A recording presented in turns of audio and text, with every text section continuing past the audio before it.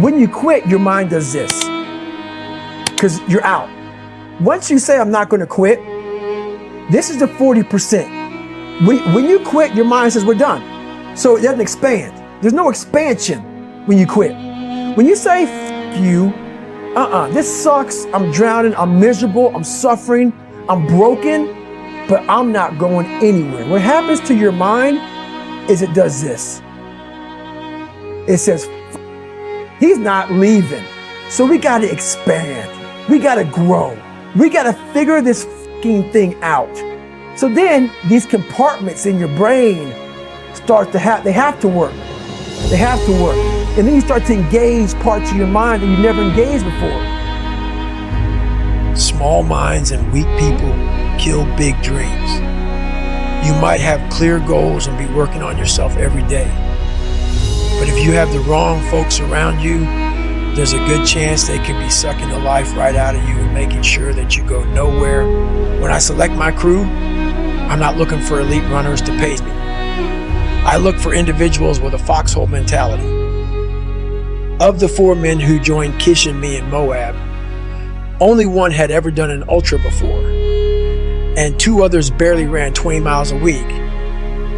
But I didn't choose them for their running ability. They all understood me. They appreciated my mindset, knew how far I was willing to go, and were ready to do whatever it took to get me there. My success in this race was their only priority. When I told them I was heading back out to finish the job, nobody was surprised. They had been with me all day, knew I was feeling better, and most importantly, know who the fuck I am. They expected me to try and finish. When I knocked on their doors at 4 a.m, they were damn near packed for the trail already, with a look on their faces that said, "What took you so damn long?" In military speak, the foxhole is a fighting position. In life, it's your inner circle. These are the people you surround yourself with. They know your history and are aware of your future goals and past limitations. But because it's a fighting position, a foxhole can just as easily become your grave. Therefore, it is crucial that you be careful about who you invite in. Whether you are at war, competing in a game, or striving in life, you never want someone in your foxhole who lacks faith or will try to steer you away from your full potential by giving you permission to pack it in or wave the white flag when shit looks bleak. You want the husband or wife who, when you snooze that alarm on a freezing midwinter morning before dawn, shakes you the f awake so you don't miss your training run. When you're dieting and whining about being bored of eating the same bland foods every day, they remind you of all the progress you have made, of all the hard work you have put in, and happily eat the same bland foods alongside you. When you say you're tired from all the late night studying, they stay up late with you to help you study. You want the type of race crew who, when you're suffering on the trail, are inspired by bearing witness to your struggle.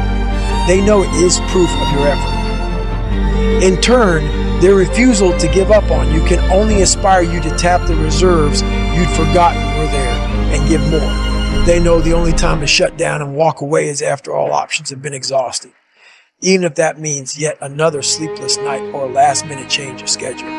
When those are the motherfuckers in your foxhole, how can you not stay in the fight? Most people don't have a selection process for their foxhole. They invite all the old cronies and close relatives in by default, as if growing up with someone is the top qualification for foxhole membership. Old friends are great and shared. History is to be respected, but not every person who has been in your life a long time is looking out for your best interests. Some of them are threatened by your growth because of how it impacts them. Some are looking for a friend to keep them company in their half-assed lives. In order to populate your foxhole with the right people, you must first know who you are as an individual.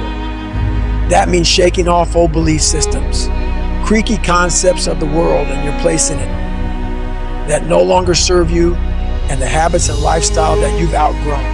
Any ideas or interests that were impressed upon you by others, whether they be your family, peers, or culture, must be examined consciously so you can see through all of them and discover your own unique individuality. For most people, this is a slow, organic process that can take years, if it happens at all. But if you bring intentionality to it, individuation can be accelerated. Once you find out who the you are, the world will start delivering you care packages filled with opportunities that will fuel your quest. Do things you hate to do. Be uncomfortable every fucking day of your life. Roger that. I'm not the smartest kid in the world. Okay.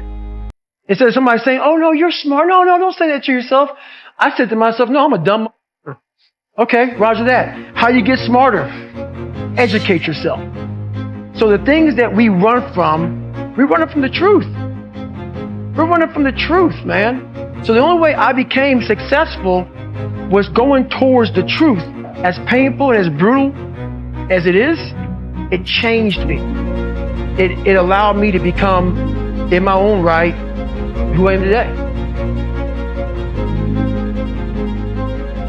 In addition to power eating and spraying cockroaches, I did a lot of searching after I left the Air Force at 24 years old. I was looking for my place in the world and tried on different personas and subcultures.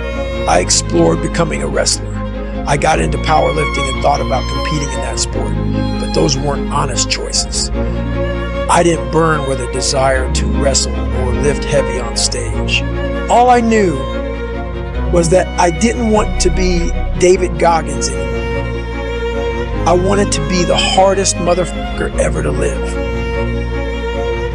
The problem was, I didn't know what the that looked like. It was terrifying to admit that to anyone, including myself, because at the time, I was out of shape, working a low-wage job and living well beyond my means. How the fuck do you go from that to hard motherfucker? I had no clue and wondered if I was delusional. Who the fuck gave me the right to have such an audacious dream? Even I thought I sounded ridiculous. But as absurd as it may have seemed, I didn't let go of that dream. I let it linger in the back of my brain. Then one day, a care package arrived in the form of a Navy SEAL documentary, and there it was. I finally found a place to start that might just lead to hard motherfucker territory. My dream no longer felt delusional. It felt possible. My evolution had begun, but as my Navy SEAL future crystallized over the next several months, I learned that when you change, not everyone in your life will be on board. You will get some serious resistance, and it will be a pain in your ass. Everywhere I turned, I found family members, friends, and coworkers resistant to my evolution because they loved the Ecolab spraying, chocolate shake slurping fat ass. At 300 pounds, I made them feel much better about themselves, which is another way of saying they were holding me back. Years later, I learned how common that kind of thing is.